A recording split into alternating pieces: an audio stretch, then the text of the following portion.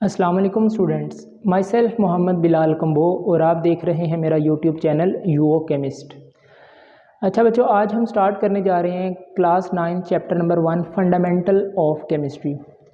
बेटा इस चैप्टर में हम केमिस्ट्री की बेसिक्स को कवर करेंगे, बिल्कुल स्टार्ट से लेकर चलेंगे। केमिस्ट्री क्या है, इसकी क्या एप्लीकेशंस हैं डेली लाइफ में, कौन कौन सी ब्रांचेस हैं केमिस्ट्री में, मैटर क्या चीज़ है, सब्सटेंस किसे कहते हैं, एलिमेंट, कंपाउंड, मिक्सचर और केमिकल फार्मूलाज क्या होते हैं, केमिकल फार्मूलाज को लिखते कैसे हैं, मॉलिक्यूल का कॉन्सेप्ट क्या है, मोल्स का कॉन्सेप्ट क्या है केमिस्ट्री में, एवोगैड्रोस नंबर किसे कहते हैं। तो हर बेसिक, और बेटा ये वो बेसिक्स हैं केमिस्ट्री की, अगर आप इन कॉन्सेप्ट्स को अभी इग्नोर करोगे, अभी अच्छे से कवर नहीं कर पाओगे, तो यही छोटे छोटे कॉन्सेप्ट्स हायर क्लासेस में जाके आपके लिए प्रॉब्लम क्रिएट करेंगे। ठीक है, तो अभी से केमिस्ट्री को स्टार्ट करें, ठीक है, और अपने कॉन्सेप्ट्स को कवर करें। ठीक है, कॉन्सेप्ट्स की बेस पर पढ़ें, ना कि आप चीज़ों को याद करना शुरू कर दें।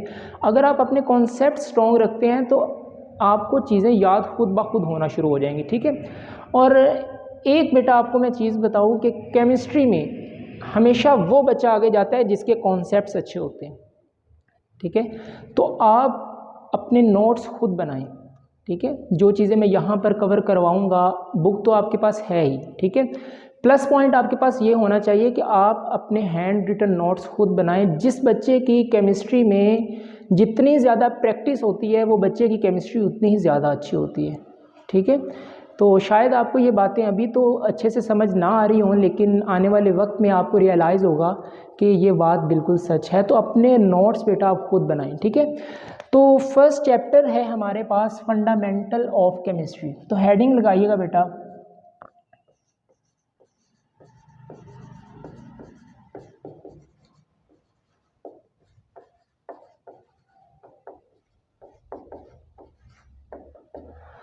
अच्छा बच्चों, केमिस्ट्री की अगर हम डेफिनेशन की बात करें ना, तो chemistry is the study of composition, structure, properties and chemical reactions of matter.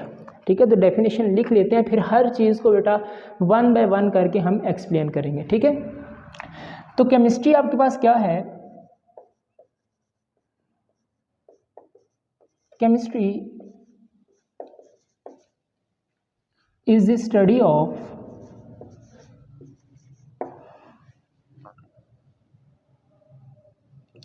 Matter, जिसमें हम क्या चीज़ें डिस्कस करते हैं बेटा? कंपोजिशन,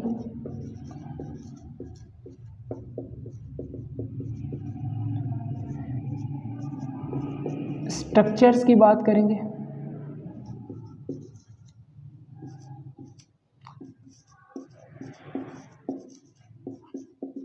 प्रॉपर्टीज़ की बात करेंगे, और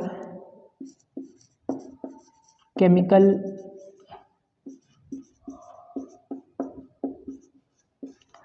रिएक्शंस ऑफ मैटर। अच्छा बेटा, मैटर क्या चीज़ है? मैटर क्या चीज़ है?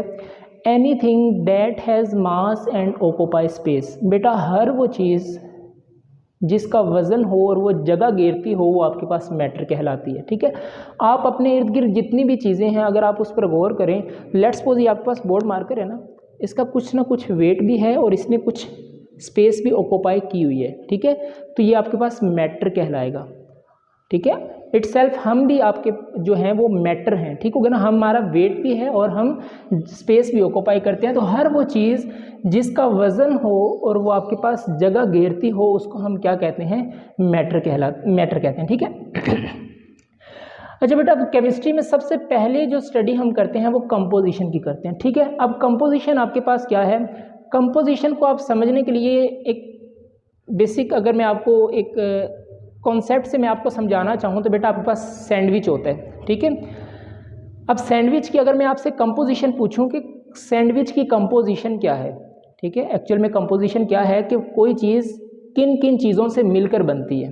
ठीक है, कि वो चीज़ किस चीज़ से मिलकर बनी है, ये उसकी कंपोजिशन है। ठीक है, अगर मैं आपसे पूछूं कि बेटा सैंडविच है, इसकी कंपोजिशन क्या है, तो आप कहेंगे सर इसमें ब्रेड यूज़ होती है। ठीक है, इसकी कंपोजिशन में ब्रेड आएगा, एग आएगा, और केचप आ सकता है, मायोनीज आ सकती है, आपके पास सैलड आ सकता है। तो ये चीज़ें सैंडविच की क्या है, कंपोजिशन है। ठीक है, तो कंपोजिशन क्या है आपके पास कि कोई चीज़ किस किस चीज़ से मिलकर बनी है उसको हम उसकी कंपोजिशन कहते हैं। ठीक है, अब ये तो बात केमिस्ट्री की हम कर रहे हैं। ठीक है, तो केमिस्ट्री में कंपोजिशन का क्या कॉन्सेप्ट है, तो यहाँ पर देखिए एक आपके सामने मैं बेटा केमिकल फार्मूला लिख रहा हूँ वाटर का, H2O। ठीक है, आप ये प्रीवियस क्लासेस में कॉमन फार्मूला देखते आ रहे हैं, H2O वाटर का केमिकल फार्मूला है। अच्छा, अगर इसकी कंपोजिशन की बात करें, ठीक है, कि वाटर की कंपोजिशन क्या है, तो बेटा वाटर आपके पास हाइड्रोजन और ऑक्सीजन गैस से मिलकर बनते हैं। ठीक है, किस किस से मिलकर, यहाँ पर अगर आप इसको देखें, आपके पास एक हाइड्रोजन है और दूसरा आपके पास क्या है, ऑक्सीजन है। ठीक है, तो hydrogen and oxygen is the composition of water. समझ आ रही है बात की। अच्छा, फॉर एग्जाम्पल मैं आपसे कहता हूँ कार्बन डाइऑक्साइड, ये वाली। ठीक है, अब कार्बन डाइऑक्साइड की कंपोजिशन क्या है, मतलब कि कार्बन डाइऑक्साइड किन किन चीज़ों से मिलकर बनी है। ठीक हो गया ना, तो बेटा आपके पास ये कार्बन और ऑक्सीजन। ठीक है, कार्बन और ऑक्सीजन को रिएक्ट करवाएं तो क्या बनती है, कार्बन डाइऑक्साइड। तो कार्बन डाइऑक्साइड की कंपोजिशन क्या होगी, कार्बन और ऑक्सीजन। ठीक है, सिमिलरली आपके पास अगर ग्लूकोज लिखा जाए बेटा C6H12O6, ठीक है, ये ग्लूकोज का केमिकल फार्मूला है। अब आपसे पूछ लिया जाए कि ग्लूकोज की कंपोजिशन क्या है, तो आपको क्या क्या एलिमेंट यहाँ पर दिखाई दे रहे हैं, तो आप कहेंगे कि सर ग्लूकोज की कंपोजिशन में कार्बन आती है, हाइड्रोजन आती है और ऑक्सीजन आती है। ठीक है, so carbon, hydrogen and oxygen is the composition of glucose. ठीक है, इतनी बात कवर होगी। अच्छा सर, क्या हम अपनी मर्जी से हाइड्रोजन और ऑक्सीजन को ऐड करेंगे तो वाटर बन जाएगा, तो इसका आंसर है नो। ठीक है, आप अपनी मर्जी से नहीं। फॉर एग्जाम्पल देखिए बेटा, H2O हम इसको वाटर कहते हैं। ठीक है, लेकिन अगर मैं आपके सामने लिख दूं H3O, क्या ये वाटर है, तो आप कहेंगे सर नहीं, ये तो वाटर नहीं है आपके पास। ठीक है, ये वाटर नहीं है ना। अगर आपसे कहें वाटर क्या है, तो आप लिखते हैं H2O। अब यहाँ पर भी तो हाइड्रोजन और ऑक्सीजन है, तो इसको वाटर क्यों नहीं कहते। तो बेटा आपके पास इनकी मास रेशो जो है वो फिक्स होती है। ठीक है, मास रेशो फिक्स होती है। फॉर एग्जाम्पल यहाँ पर देखें, आपके पास 2 एटम्स किसके यूज हुए हैं, हाइड्रोजन के, प्लस एक एटम अगर हम ऑक्सीजन का मिलाते हैं तो फिर आपके पास वाटर बनता है। ठीक है, अगर एटॉमिक रेशो की बात की जाए तो 2 एटम्स हाइड्रोजन के और एक एटम जब ऑक्सीजन का मिलता है तो वाटर बनता है। ठीक है, सिमिलरली यहाँ पर देखें, एक एटम बेटा अगर कार्बन का और 2 एटम अगर ऑक्सीजन के कंबाइन होंगे तो आपके पास कार्बन डाइऑक्साइड बनेगी। ठीक है, सिमिलरली यहाँ पर 6 एटम्स कार्बन के, 12 एटम्स हाइड्रोजन के और 6 एटम्स ही ऑक्सीजन जब मिलेगी तो आपके पास क्या बनेगा, ग्लूकोज बनेगा। ठीक है, ये थी एटॉमिक रेशो। ठीक होगा ना। अगर हम बेटा मास रेशो की बात करें तो यहाँ पर देखें, 2 हाइड्रोजन का आपके पास एटॉमिक मास कितना होता है, 1। रेशो की बात करें तो ऑक्सीजन का एटॉमिक मास कितना होता है बेटा, 16। तो आपके पास क्या बनेगा, 2 1 2 रेशो 16। इसको सिंप्लीफाई कर सकते हैं तो 2 1 2 एंड 2 8 16, मतलब 1:8। मतलब अगर हाइड्रोजन और ऑक्सीजन 1:8 एटॉमिक मास के साथ कंबाइन होगी तो आपके पास वाटर बनेगा। ठीक है, सिमिलरली अगर हम कार्बन डाइऑक्साइड की बात करें, ठीक है, कार्बन डाइऑक्साइड की बात करें तो हमें ये तो पता है कि कार्बन डाइऑक्साइड की कंपोजिशन में कार्बन और ऑक्सीजन आते हैं। ठीक है, अब अगर इनका एटॉमिक मास रेशो की बात की जाए, इसका मास परसेंटेज क्या होना चाहिए, तो यहाँ पर देखें कार्बन, बेटा कार्बन का एटॉमिक मास कितना है, 12 है। ठीक है, अभी के लिए आप याद रख सकते हैं, इसी चैप्टर में हम एटॉमिक नंबर, एटॉमिक मास को इन डिटेल पढ़ेंगे। ठीक है, आपके वहाँ पर सारे कॉन्सेप्ट्स कवर हो जाएंगे। कार्बन का एटॉमिक मास होता है बेटा 12। अब ऑक्सीजन कितने हैं, 2, तो ऑक्सीजन का एटॉमिक मास होता है 16। ठीक है, अभी के लिए आप याद रख सकते हैं 12:16 2 32। अगर इसको सिंप्लीफाई करें तो आपके पास क्या बनेगा बेटा, ये 6 और ये आपके पास क्या आ जाएगा, 16। ठीक है, इसको फर्दर सिंप्लीफाई कर सकते हैं 3 और इसको सिंप्लीफाई करेंगे तो 8। अब ये आपके पास फर्दर सिंप्लीफाई नहीं हो सकता, मतलब 3:8। 3:8 के साथ अगर आप कार्बन और ऑक्सीजन को मिलाएंगे तो आपके पास क्या बनेगा, कार्बन डाइऑक्साइड गैस बनेगी। ठीक है, तो ये इसकी कंपोजिशन होती है जो कि हम किस में स्टडी करते हैं बेटा, केमिस्ट्री में स्टडी करते हैं। ठीक हो गया ना। तो केमिस्ट्री में जो हम पहली चीज़ वो कंपोजिशन को स्टडी करते हैं कि कोई चीज़ किस चीज़ से मिलकर बनी है। ठीक है, जैसे कार्बन डाइऑक्साइड कार्बन और ऑक्सीजन से मिलकर बनी है। ठीक है, वाटर जो है H और O हाइड्रोजन और ऑक्सीजन से मिलकर बनता है। ठीक है, अगर हम ग्लूकोज की बात करें तो ग्लूकोज कार्बन हाइड्रोजन और ऑक्सीजन से मिलकर बनता है। तो केमिस्ट्री में हम कंपोजिशन की बात करते हैं। ठीक है, तो आई होप आपको ये कंपोजिशन का कॉन्सेप्ट समझ आ गया होगा। ठीक है, दूसरा बेटा आपके पास स्ट्रक्चर्स को डिस्कस करते हैं। ठीक है, स्ट्रक्चर को लेट्स सपोज यहाँ पर अगर हमने वाटर की एग्जांपल ली, तो अब देखो मैं आपके सामने दो स्ट्रक्चर्स ड्रॉ करता हूँ। ठीक है, दो स्ट्रक्चर्स मैं आपके सामने ड्रॉ करता हूँ।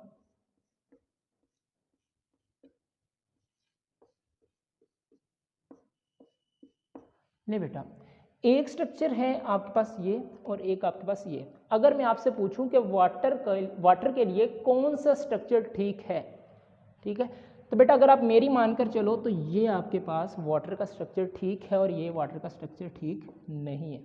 अब ये हमें कैसे पता चला, कोई ख्वाब थोड़ी ना आ गया कि सर ये वाटर का स्ट्रक्चर ठीक है और ये वाटर का जो है वो स्ट्रक्चर ठीक नहीं है। तो इसकी स्टडी भी बेटा हम केमिस्ट्री में करते हैं। ठीक है, अब देखो यहाँ पर भी एक ऑक्सीजन है, यहाँ पर भी एक ऑक्सीजन है, यहाँ पर भी दो हाइड्रोजन्स हैं, यहाँ पर भी दो हाइड्रोजन्स हैं, लेकिन ये वाला जो स्ट्रक्चर है वाटर का ठीक है, ये वाला स्ट्रक्चर आपके पास वाटर का गलत है। ठीक होगा ना। तो हमें ये कैसे पता चला, with the help of chemistry. तो ये स्ट्रक्चर्स भी हम केमिस्ट्री में डिस्कस करते हैं। ठीक है, सिमिलरली कार्बन डाइऑक्साइड की बात करें तो कार्बन डाइऑक्साइड आपके पास क्या है,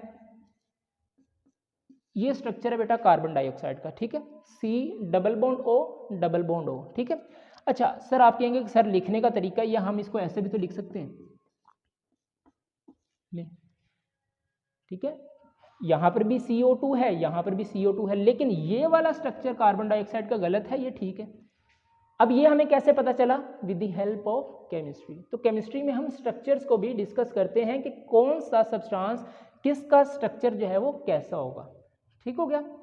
सिमिलरली आपके पास और भी जैसे सब्सटेंसेस हैं उसके स्ट्रक्चर्स कौन कौन से पॉसिबल हैं, कौन सा स्ट्रक्चर उसका ठीक है, कौन सा ठीक नहीं है, तो ये हम किस में स्टडी करते हैं, केमिस्ट्री में ही डिस्कस करते हैं। ओके, तो कंपोजिशन क्या होती है, स्ट्रक्चर क्या होते हैं, आई होप सो आपको ये दो कॉन्सेप्ट्स तो कवर हो चुके हैं।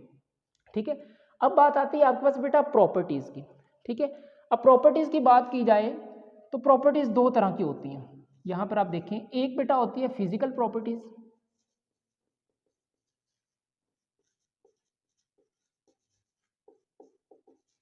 और दूसरी आपके पास होती है केमिकल प्रॉपर्टीज़।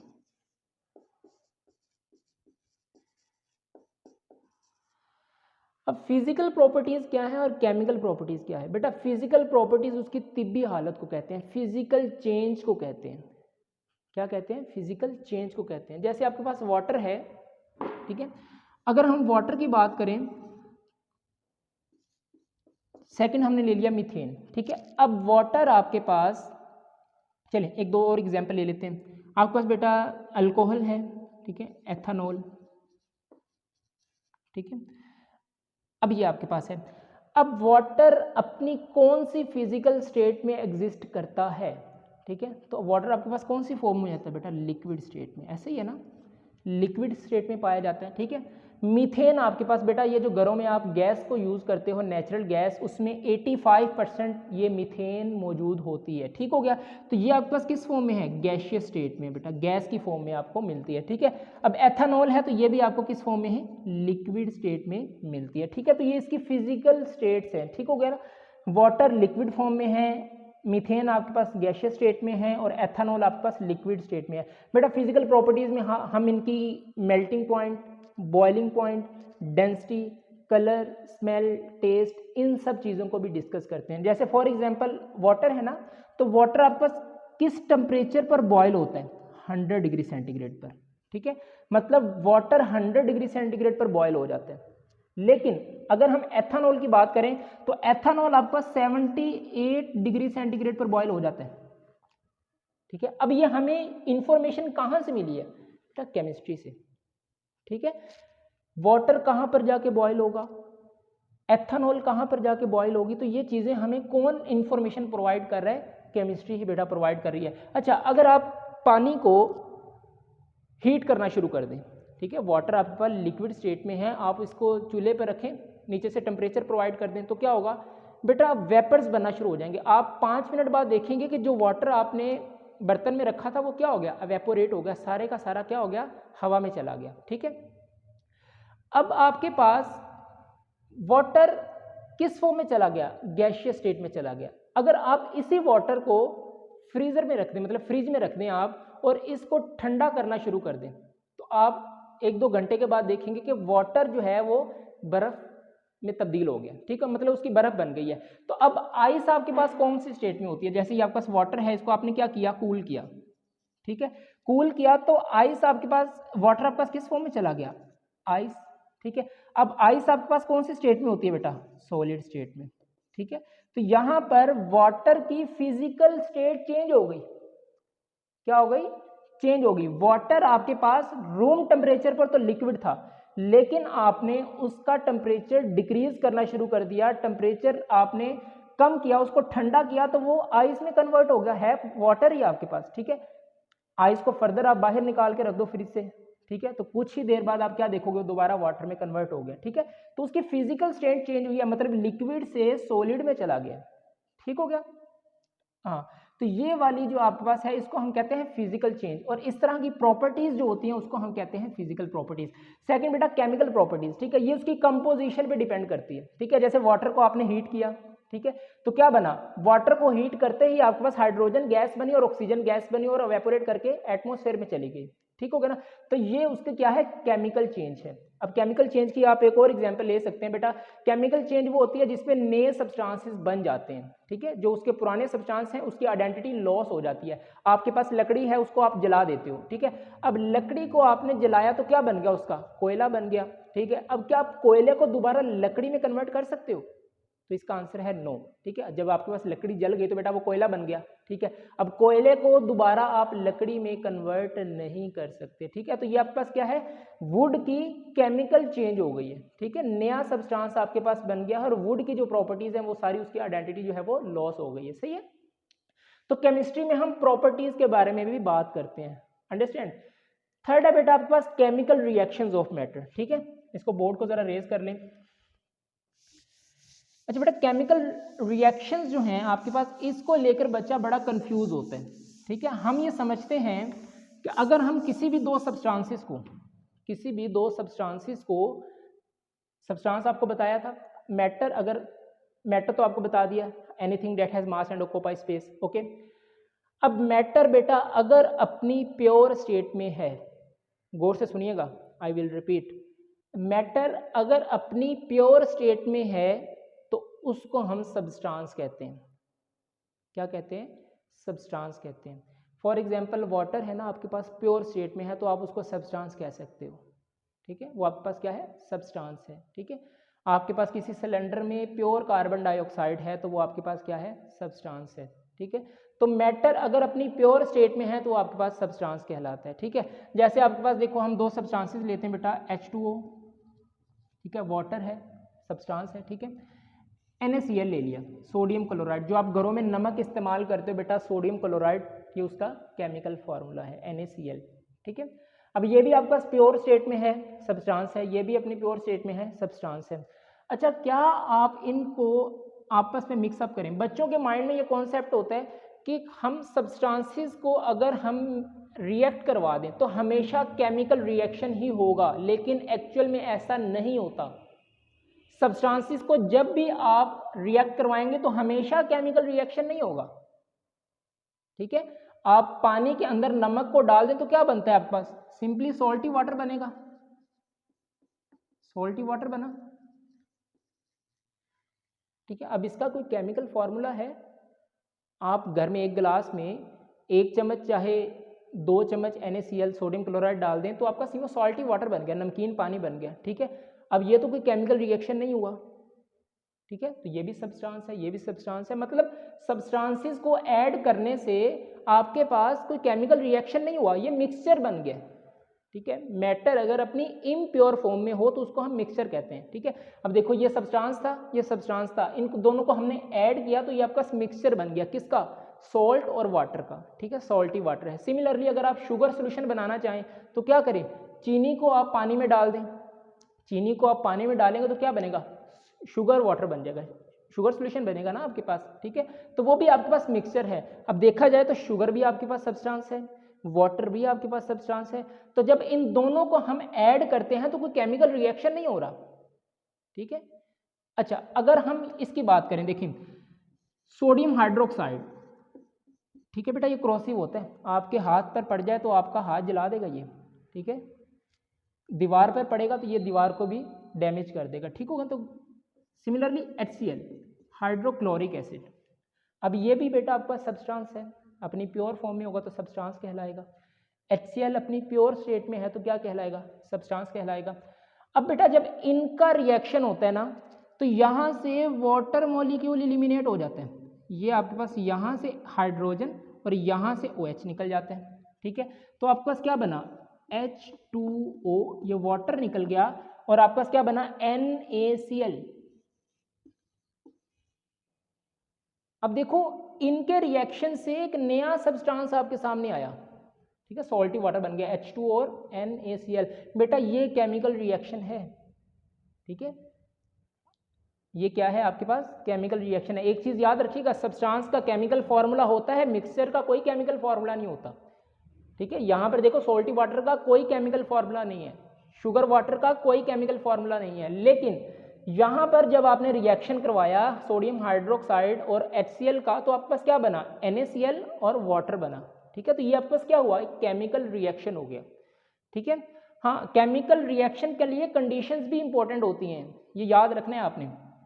फॉर एग्जाम्पल बहुत कॉमन आपके पास रिएक्शन होता है H2O प्लस ऑक्सीजन, हाइड्रोजन और ऑक्सीजन। बेटा इनको अगर आप किसी सिलेंडर में बंद कर देना तो आपके पास इनका मिक्सचर बनेगा, हाइड्रोजन गैस और ऑक्सीजन गैस, इनको आप किसी कंटेनर में अनक्लोज कर दें, बंद कर दें, तो आपके पास मिक्सचर बनेगा इनका, ठीक है। ये भी सब्सटेंस है, ये भी सब्सटेंस है।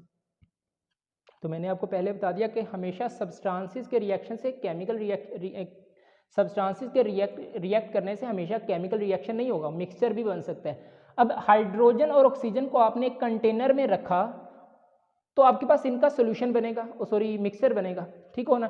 लेकिन अगर वही कंटेनर में आप कुछ कंडीशंस प्रोवाइड कर दें, मतलब ये इन द प्रेजेंस ऑफ प्लेटिनम हो जाए, आप प्लेटिनम दे दें और इसको थोड़ा सा हीट कर दें आप, ठीक है। हाइड्रोजन और ऑक्सीजन को आपने एक कंटेनर में बंद किया, ठीक है, और वहाँ पर आपने प्लेटिनम प्रोवाइड कर दिया एज अ कैटालिस्ट, ठीक है, और उसको आपने हीट किया तो आपके पास वाटर बन जाते हैं। अब ये आपके पास केमिकल रिएक्शन हुआ in the presence of platinum and some heat, ठीक है। अगर आप इसको बैलेंस करना चाहें तो ये 2 और यहाँ पर आपके पास 2 आ जाएगा, so it is the balance chemical equation for water, ठीक है। तो ये आपके पास बेटा केमिकल रिएक्शंस ऑफ मैटर, ये भी हम केमिस्ट्री में डिस्कस करते हैं, ठीक है। तो अब आपके पास केमिस्ट्री क्या है, मैंने बहुत डिटेल आपको ये चीज़ें समझा दी हैं कि केमिस्ट्री में हम क्या क्या चीज़ें डिस्कस करते हैं। तो बेटा chemistry is study of matter, matter को स्टडी करते हैं। अब मैटर की क्या बेटा, कंपोजिशन की बात करते हैं, ठीक है। कंपोजिशन क्या, वो चीज़ किस किस चीज़ से मिलकर बनी है, स्ट्रक्चर्स की बात करते हैं, प्रॉपर्टीज़ की बात करते हैं, और केमिकल रिएक्शंस ऑफ मैटर को डिस्कस करते हैं। अच्छा बच्चे, अगर केमिस्ट्री की एप्लीकेशंस की बात की जाए तो chemistry play very important role in our daily life, जहाँ पर केमिस्ट्री की बहुत सारी एडवांटेजेस हैं, चंद एक इसकी डिसएडवांटेजेस भी हैं, ठीक है। तो अगर इसकी एप्लीकेशन की बात की जाए तो पेट्रोकेमिकल प्रोडक्ट्स, अब पेट्रोकेमिकल प्रोडक्ट्स आपके पास क्या होते हैं, जो ज़मीन से क्रूड ऑयल निकलता है, ठीक है। ये जो आपके पास पेट्रोल डीजल है ये ऐसे ही ज़मीन से नहीं निकाले जाते, फिर इसको निकाल कर रिफ़ाइन किया जाता है, ठीक है। तो जो क्रूड ऑयल होता है जिसमें बहुत सारी इम्प्योरिटीज़ होती हैं तो उसको फ्रैक्शंस में डिवाइड किया जाता है, जिसमें आपको नेचुरल गैस मिलती है, petrol, diesel, kerosene oil, jet fuel etcetera, तो ये उसकी फ्रैक्शंस में आपको प्रोडक्ट्स मिलते हैं। सेकेंड बेटा आपके पास इसकी एप्लीकेशन है मेडिसिन एंड ड्रग्स, थर्ड आपका सोप एंड डिटर्जेंट मैन्युफैक्चरिंग में केमिस्ट्री का इंपॉर्टेंट रोल है। Paper, plastic, paints and pigments, pigments बेटा कलर को बोलते हैं। इंसेक्टिसाइड्स, ये जो आपके पास मच्छर मारने के लिए आपके घरों में स्प्रे मौजूद होती है, ठीक है, उसमें भी केमिकल्स होते हैं जिसकी वजह से ये मच्छर वगैरह किल हो जाते हैं। ओके, फिर आपको पेस्टिसाइड्स, आप अपनी क्रॉप की प्रोडक्शन को इंक्रीज़ करने के लिए वहाँ पर जो अद्वियात का यूज़ करते हैं उसको पेस्टिसाइड्स बोला जाता है। तो ये चंद एक एप्लीकेशंस हैं केमिस्ट्री की। होप सो आपको ये लेक्चर अच्छा लगा होगा। केमिस्ट्री का इंट्रोडक्शन, उसकी एप्लीकेशन, अगर कोई चीज़ समझ नहीं आई तो आप कमेंट्स में पूछ सकते हैं और चैनल को सब्सक्राइब कर दें। मिलते हैं नेक्स्ट वीडियो में। अल्लाह हाफिज़।